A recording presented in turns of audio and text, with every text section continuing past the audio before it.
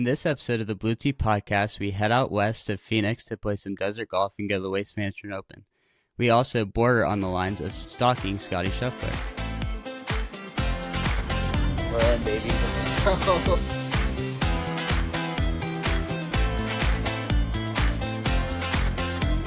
Welcome back to the Blue Tee Podcast. Our first road trip, Matthew, as podcasters, heading out to Arizona for a couple rounds of desert golf. And, of course, the main event, we got to attend the Waste Management Open. That was a ton of fun. And as you mentioned in the Open, I might have crossed some lines between following my favorite player, Scottie Scheffler, or possibly stalking him. So we've got some footage to review to see how close I got to that line. Yeah. Matthew, it started with a sleepless night for you, right? We had a 4 a.m. wake-up call and a 6:20 flight from Atlanta to Phoenix, and you, of course, chose not to even go to sleep the night before. Yeah, at 1:30, you have to make a business decision whether to get like 2 hours of sleep versus none, and I thought I'd probably be more tired after just 2 hours, so decided to stick it through the night. We'll throw in some pictures and some videos from that first day.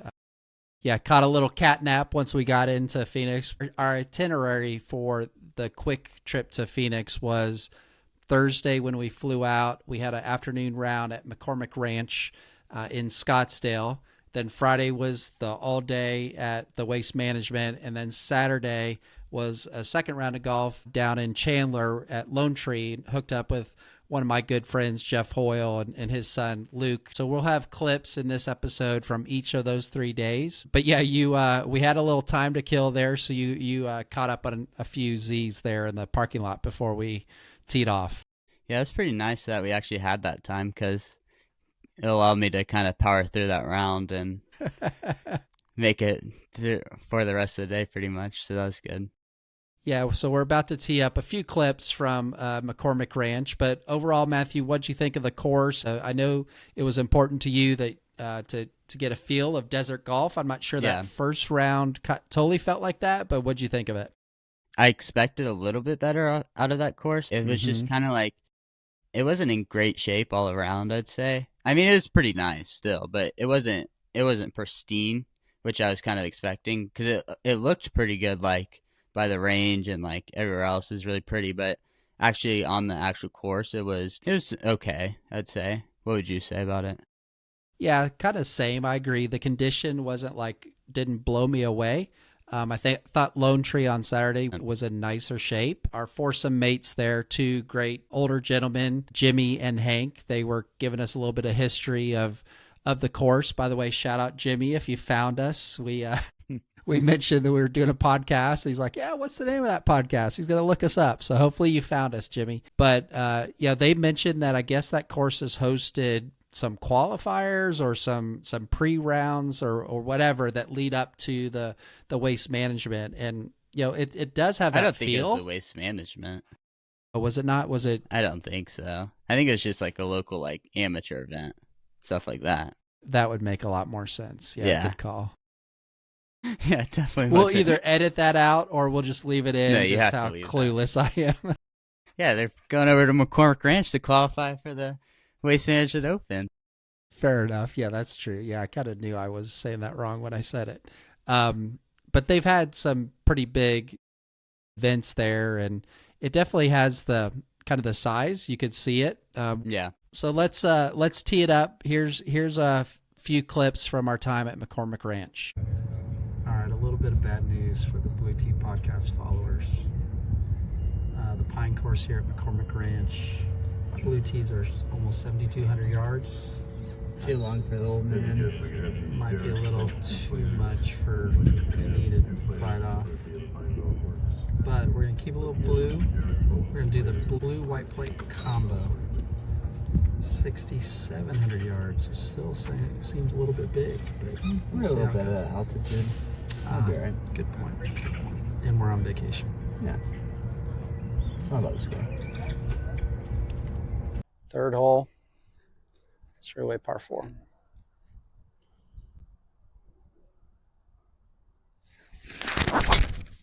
Oh, hold to the left. Don't hit the path.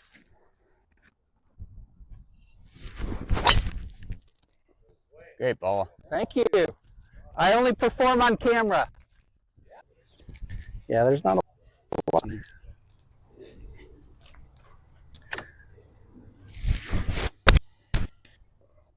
Good. Good.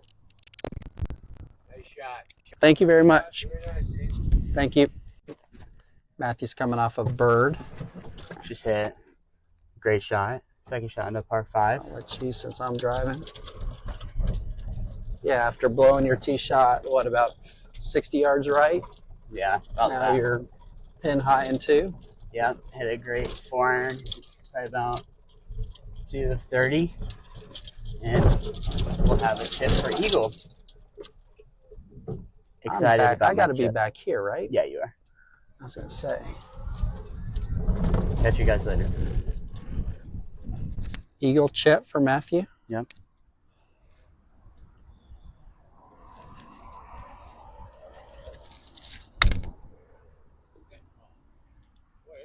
Checked up a little bit.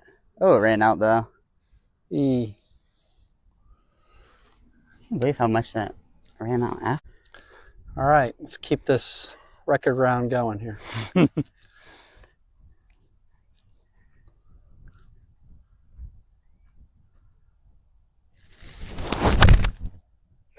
Okay.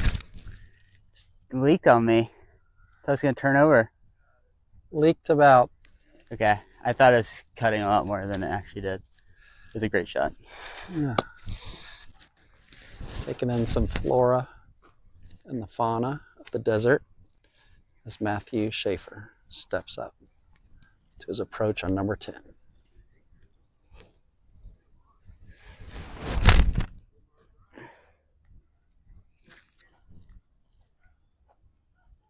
Okay. Spun a little bit. Spun it away from the hole, but otherwise a good shot. 4 for 4 on the green for this group. That's a rare sight. Shout out to Jimmy and Hank in the other cart. Good work, boys. All right, we're through 10.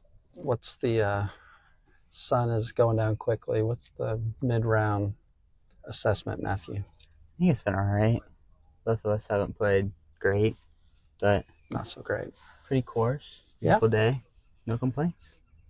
Yeah, digging it. It's a nice course. Yeah. Tough course. Greens are a lot faster than we're used to. Not a dogwood anymore. Mm-hmm.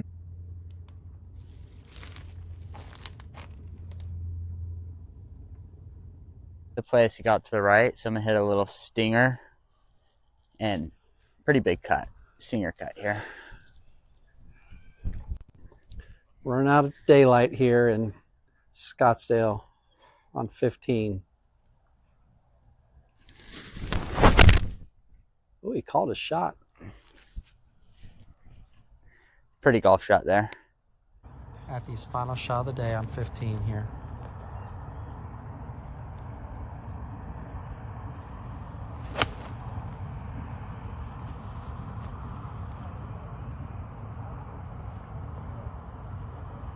Where did it land? Middle of the green.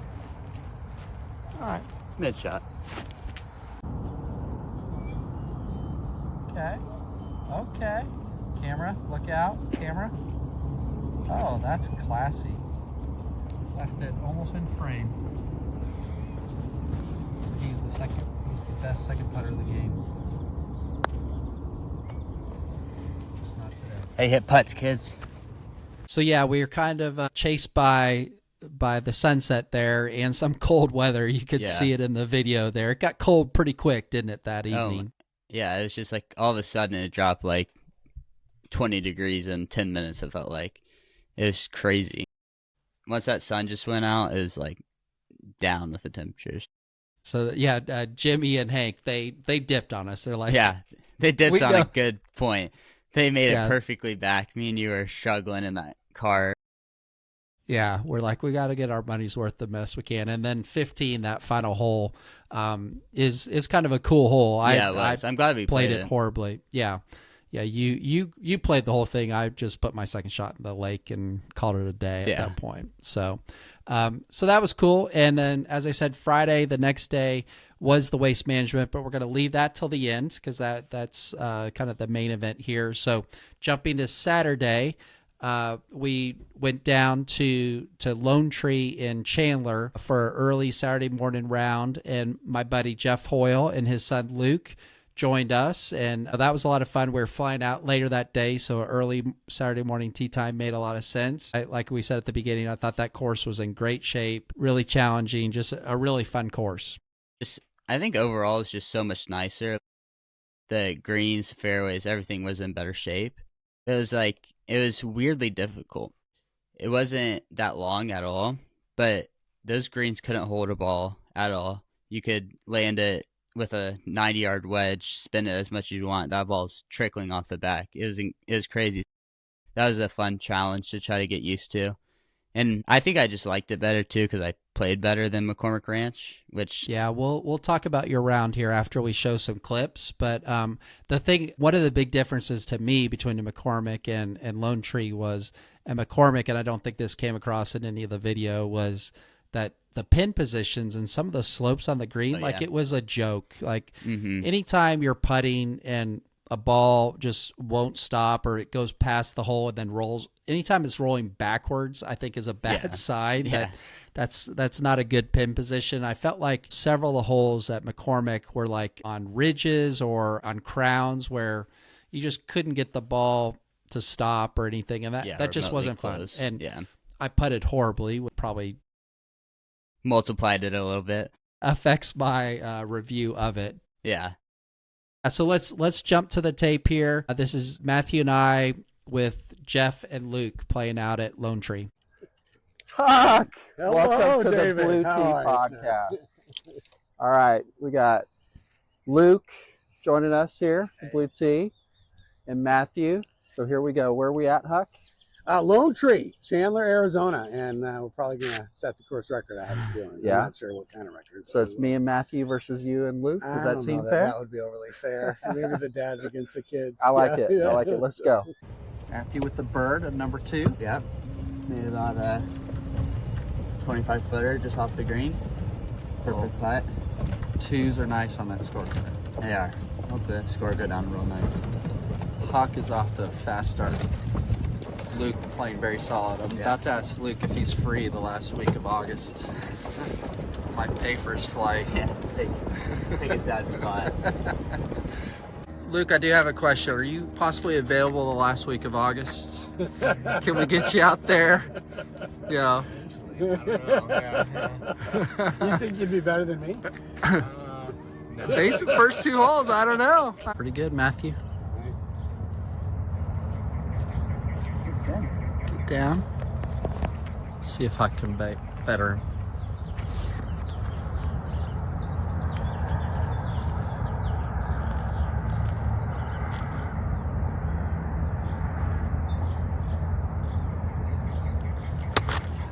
No. It's got to run, Huck. Yeah, Dave, it does. I don't know.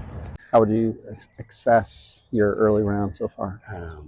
I will not help Tin Cup one bit. Shut no way up. I am. It was not very good at all. We're going to edit that out. Okay, it was pretty pathetic, but I did get a bogey on that last one, so I think I turned the corner. Let's go. I'm starting to warm up. Luke, young Luke, Stay out of it, smacked please. it, but Stay short. might be in a tough spot. Oh, 103 yards. Haven't been hitting it very good. Okay. Might not be bad. Settle. Disappeared. Blue Tee Podcast would like to offer a sponsor opportunity for the Swing Vision camera angle here.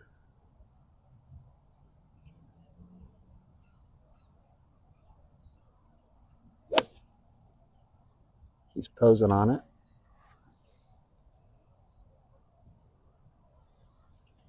I don't see a ball on the green.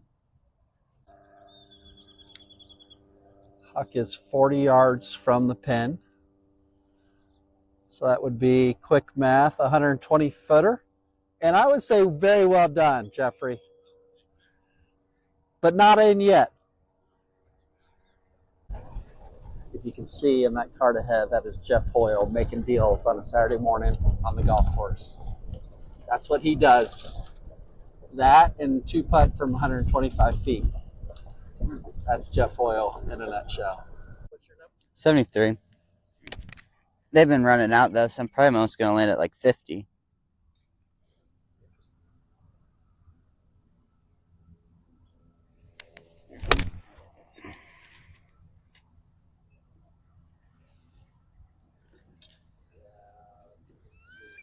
It's a golf shot.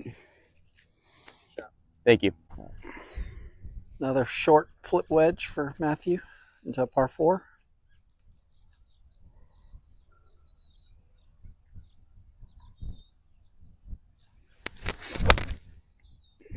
Looks good. A little left of it. Spin. Just a little past it, a little Yeah. left. This is a beautiful thing to see. A father passing down his love of the game to his son. Here you go. Look at that. Well done. So Huck, as he said, is going to take his back 9 mulligan here on 17. Mainly because his first one ended up on that street up there, like almost directly above his head. It was glorious.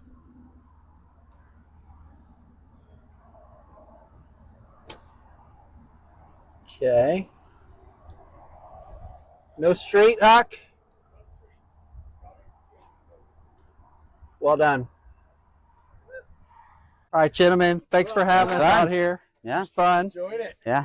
Luke, Definitely. good to see you, man. Yeah. Any words to the Blue Tea podcast? Just proud to be a part of it. Yeah. Awesome. Yeah, I got words for Blue Tea. Why are we playing from the red tees? That's what I want. Fake news, Huck. Fake news.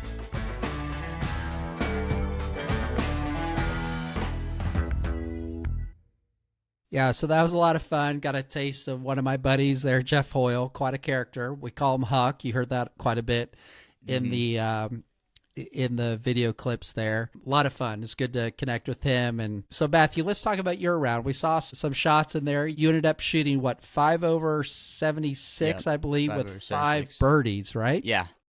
So interesting round. Tell you, that's actually a very common Matthew Scheffler round. The highs and lows, peaks and valleys of a golf round are very, very prominent in my game. But yeah, I'd say after watching the pros the day before, something just lit a fire in me. I had back-to-back, I think, 1-footers for birdie on par 4s. Like I just hit great drives, great second shots. But yeah, a lot of fun. Yeah, you played well. 5 birdies, but 5 over. So there weren't like a lot of doubles or triples, but was it just one double? One double. And then, yeah, I think the issue was the bogeys kind of came in bunches. Like, I think I was maybe even or 1 under at 13, and then just made like a bunch of bogeys and doubles, and made like another birdie after that too. So, yeah, it was kind of just had a really bad stretch there at the end. But yeah, and my game, I'm not really sure what I'm doing at the moment. I'm not doing anything particularly well, and I'm doing some things pretty bad. So I am committing. We mentioned on the Goals podcast about committing to a grip change. I've continued with that. Honestly, I don't think that is the source of my problems. I'm just not hitting it well. My chipping is atrocious. yeah, Is like, I mean, -2 right now. Yeah, I don't know. I've got to find something around the greens because it takes me 2 shots to get on every green just when I'm chipping and everything. Putted a little better. I thought the greens were a little more fair and they rolled really well. They were weirdly slow. Exactly. That's right. Yeah, they were, because they're super firm in terms of receiving approach shots, but then to putt them, they were slow. Just even like walking on them and looking at them, they seemed like they'd be really fast, but they weren't at all. The weather here in Georgia has been pretty dreary and cold and rainy, and normally we get some more rounds in around here. We've only played a few times here. We're now early to mid-February. So it was great to get out, 2 legit rounds and and get to play. And on my goals podcast, for the faithful listeners who remember that, I had play 8 new courses this year, so we just knocked off 2 right off the top. But the main event was to attend the Waste Management Open. So through my work, we have an agency that we work with that has invited me out to, and my coworkers, not just me, but to the Waste Management. They have a nice suite on hole 17, which we'll see some footage from that here shortly.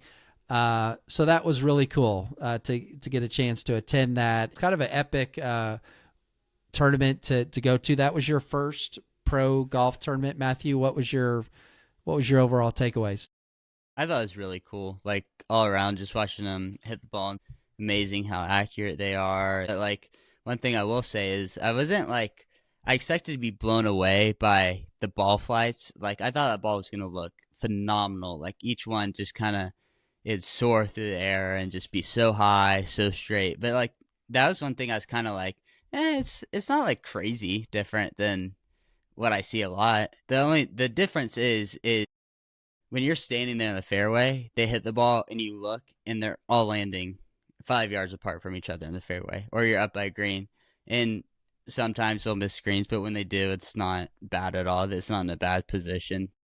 What was that, number 9, when we were standing there in the landing zone, and that CBS camera guy was tracking the shots from the fairway. We were standing right next, like, 15 yards off of the right side of the fairway. Yeah. And at no point did I feel like I was in danger. Every time it's like he's just panning, following a shot, landing the fairway. There it goes, like, just over and over again. Yeah, like so. And yeah, I mean, obviously they don't do that all the time, but to your point, it's just like they were so consistent. And I know one thing that we both made mention of is how often we saw pros leave putt short. Like, we're always you're getting on me all the time about leaving putt short, and they do too, but they also don't run it 8 feet by or leave it 6 feet short. They're just like a foot and a half short, tap in, whatever.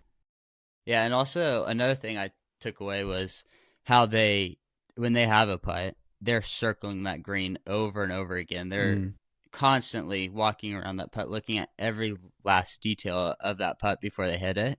And I think about when I play, I just go out there, just whack it, and I think about it a little bit. But especially if it's like 25 footer where I don't expect to make it, it's not like I'm never walking around that putt, walking it at all. I'm just getting up there and just hitting it pretty much. Yeah, they don't seem surprised by anything. I'm usually a lot further away from the hole and either too lazy or just not smart enough to read the entire putt. And, you'll hit it and it'll take a 7-foot break to one side that you weren't expecting. And then you get up there and you're on the other side. Oh yeah, I can see why that putt did that. But it's pretty cool to watch those guys. I've been to some pro tournaments, and especially here in Georgia in the early 2000s, we were able to get tickets to the Masters a few times. And I wasn't as serious of a golfer then, but I remember watching those guys and being blown away. Like, oh my goodness, that sounds different. That looks different. The trajectories. And we were talking about it a little bit on the way back. Some of that may be technology, like we're not hitting it like the pros, but like watching you play, for example, how far you hit it and, the trajectories and the flight. Like, I don't see a massive difference. Like, I remember back then I was like, oh my goodness, look at that ball, like take off and like, rise and things like that. Yeah. Like, I don't think the gap is as big in terms of what we're capable of doing, but we as amateurs just can't do it nearly as often as they can. Yeah. So we'll show some clips from the tournament. A couple things was we got there somewhat early on Friday morning. Did pop into the number 16, the stadium there. We had just missed a couple groups who are finishing up their rounds from the day before. But it allowed us to get in because it wasn't full yet, but you'll see in the clips. So that was cool. We got to at least step in there. We didn't see any golf action, but we can cross that off of the bucket list to say we've been there. We happened to catch Scottie Scheffler, who was playing with Tom Kim and Max Homa. Watched them play probably 12 or 14 of their holes. To put some context into what you're about to see is I was lucky enough to play in a Korn Ferry Pro-Am with my buddy Jim, who's going to be on the next podcast, out at TPC, Colorado, when Scottie Scheffler 2019 was on the Korn Ferry Tour, kind of on his way up. I went out to play in the Pro-Am, and we were lucky enough to be paired with Scottie. Since then, I've been a huge Scottie Scheffler fan. He definitely was incredible in terms of like his skill and the shots I was seeing. I can't say that I thought I was watching the future, number one player in the world, two-time Masters champion, but like I said, I've been on the Scottie train. All of us in our text group of friends have been big Scottie Scheffler fans, and he's a great guy, very easy to root for. A few times his drives ended up near us, near the ropes, which you'll see. So let's run these clips, and then we'll come back and make the judgment. Was I just a big fan, or was I potentially stalking?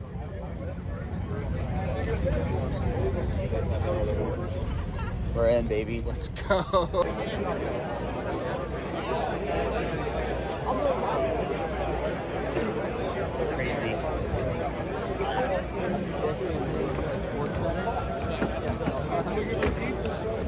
Made it. WT podcast. It's crazy. 16.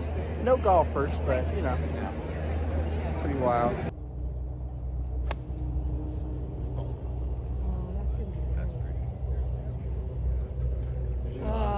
Great shot. Great shot, Scottie. That's how you get to number one. Oh, yeah, pretty boy.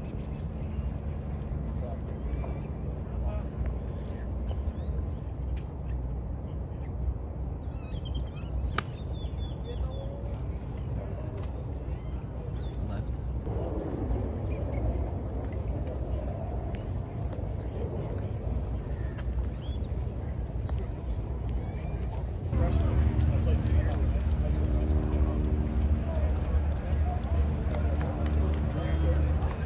Speed.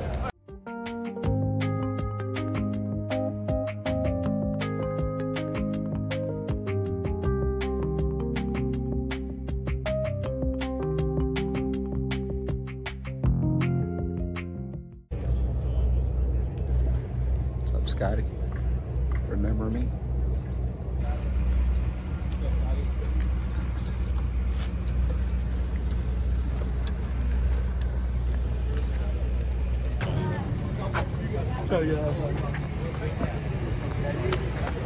I'm still here, Scottie. Be here all day. Look who I found. Scottie. Yes, sir. Hey, you got this. You're the man. Way to go, Scottie. All right, there it is. Matthew, I've gotten some feedback from other people. We posted that on TikTok and YouTube. As a follower, fan, or stalker, what's your call right there? I would say fan, but it was a little bit weird. Like, it almost got to a point, like, I felt awkward about how much we just would run into him on accident. Like, he was walking to the freaking range, and we would just, like, we look up, like, right in front of us, there's Scottie Scheffler. What are we doing? And, yeah, his ball came up to us a couple times. So, yeah, it was a little bit weird, but definitely not intentional. Yeah, that last clip there was of Scottie walking by literally right in front of us. His round was over. We were going out to watch more golfers. And next thing you know, he's like walking right by to go onto the range, right? We're walking, and then like they're like, "All right, stop right here." They're closing the ropes just right in front of us, and out walks Scottie Scheffler across the way. It was incredible. Yeah, and I think he did make a little eye contact there. Yeah. Like, okay, who? Oh, and I guess the important thing was you saw in the clips I was wearing that vintage Ryder Cup shirt. So the backstory on that is 1999. That was the shirt that the USA was wearing when they made the big comeback. Justin Leonard hits the long putt and they all go crazy on the green. Our Fellas Cup tournaments, which again, next podcast teaser, we'll talk a lot about our competitions and our Saturday uniform, our last day. We all got that replica Ryder Cup shirt, which is very distinctive. Whether Scottie noticed me or not, like he may have noticed that shirt. Yeah. Around him a couple times, like, who is this guy? Yeah, especially those first couple of shots he hit over near us. It was we were right no there. one was at the course at that time because Yeah, Scottie we were was right one of there. the first groups off. Yep. And yeah, there's no one following him besides us pretty much, and it was just like me and you sitting right next to him while he was hitting that shot, and that happened like 2 times in a row. And so then that last time it was like, all right, what is this guy doing here again? There's the guy with the shirt. Yeah. Yeah. And you're just like over there filming him too the whole time. Yeah, I didn't intentionally be as creepy as I came off on those videos, but I guess, tape don't lie. About the shirt, so we're in the Bay Club, and this guy comes up. Like I said, we had many comments like, hey, nice shirt, oh, look at that. Mm-hmm. But this guy comes up and he's like looking at my shirt and he's like, is that you? I'm like, oh, no. It's the Ryder Cup 1999. I'm like trying to tell him the history. He's like, no, he's looking at the pictures. Is that you? And I'm like, no, these are like replica. This is like old timey. He's like, no, look at it. He's like, they're pictures. It's just dudes. It's like, it's another group of guys. Like they're drinking beers with golf carts in the background. It's literally, apparently we bought other people's golf shirts from their team. So yeah, we may have to look at actually making authentic ones or ones of us at least. Cause definitely do. Yeah, that was hilarious. I mean, I've had that shirt for 3 or 4 years. I've always thought, it's just because they're all black and white photos. They made them look vintage. Mm-hmm. But yeah, that cracked me up. That was just so funny. That how none of y'all notice. Oh yeah. Yeah, there's guys like on each other's shoulders. Like, yeah, that was wild. So yeah. Anyway, great trip. It was a lot of fun. I hope you had a fun, Matthew. That was pretty cool to do. Oh yeah. Hopefully we can do it again next year. That would be great. So speaking of friends, we've already taped and we'll be putting out following this podcast the complete history of the Fellas Cup. So when we first launched this podcast, I mentioned one of my goals was to tell the story of my group of friends and how we're still all very close. And we do these golf tournaments. It was a lot of fun taping that, Matthew. Yeah, really good time. You got to hear a lot of those stories and ask some questions. So come back for that. Again, if you've made it this far, we appreciate it. All of our subscribers and those that have been watching and cheering us on, we appreciate it. So we'll see you next time. See you on the Blue Tee.